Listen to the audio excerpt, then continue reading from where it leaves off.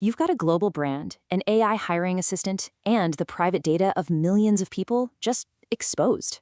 It really does sound like the plot of a movie. But this is the true story of the McDonald's data breaches.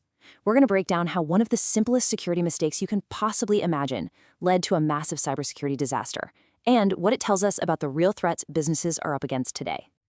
All right, take a look at this. 1, 2, 3, 4, 5, 6. What do you think that is? A PIN code? Maybe a locker combination? Keep it in your head. Now, look at this number, 64 million. A lot bigger, right?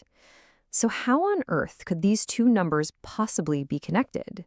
Well, the answer is probably more shocking than you think. Yeah, that connection is pretty staggering. That first number, 1, 2, 3, 4, 5, 6, wasn't just some random PIN code. It was the actual password that unlocked a system holding the personal data of 64 million McDonald's job applicants. All it took was that one embarrassingly simple password. And what's really crucial here is that this breach didn't happen on McDonald's own servers. No, it happened on their hiring platform, McHire, which was run by a third-party vendor.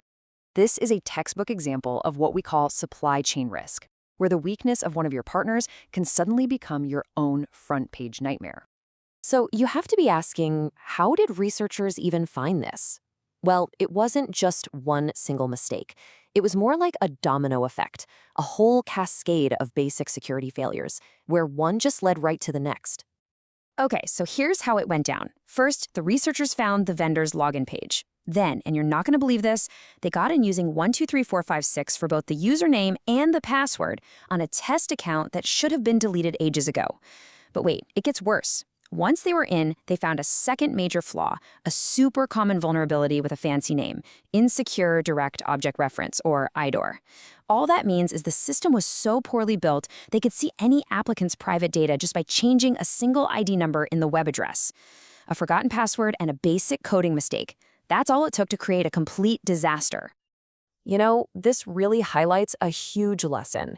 The only reason researchers even started digging around was because people were complaining that the hiring bot was buggy and annoying to use. That poor user experience, that was the smoke. And it was signaling a much, much bigger fire burning just beneath the surface, a total breakdown of basic security. But believe it or not, the story doesn't even end there. While this whole mess was happening because of internal screw-ups, McDonald's was also fighting a completely different kind of battle on another front. Yeah, in a totally separate incident, a ransomware group called Everest claimed it had hacked McDonald's India. They said they stole almost a terabyte of really sensitive data. This wasn't about a simple password, this was a targeted attack by a malicious criminal group trying to extort the company. And this is the reality of modern cybersecurity, right? On one hand, you have the McHire breach, an internal failure, just plain negligence. And on the other, you've got the India attack, a full-on external assault by a sophisticated criminal gang.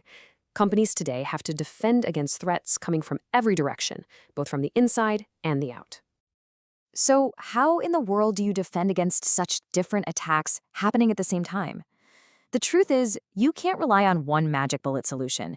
You need a modern strategy, and it's something we call a layered defense.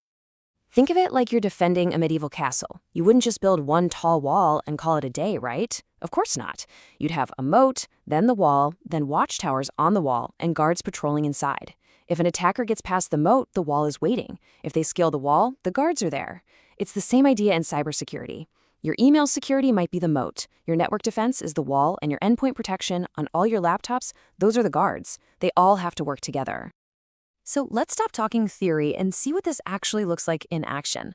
We're going to take a look at a modern security platform to show you. It's all built on two simple ideas: see everything and then act instantly. So step one is just total visibility.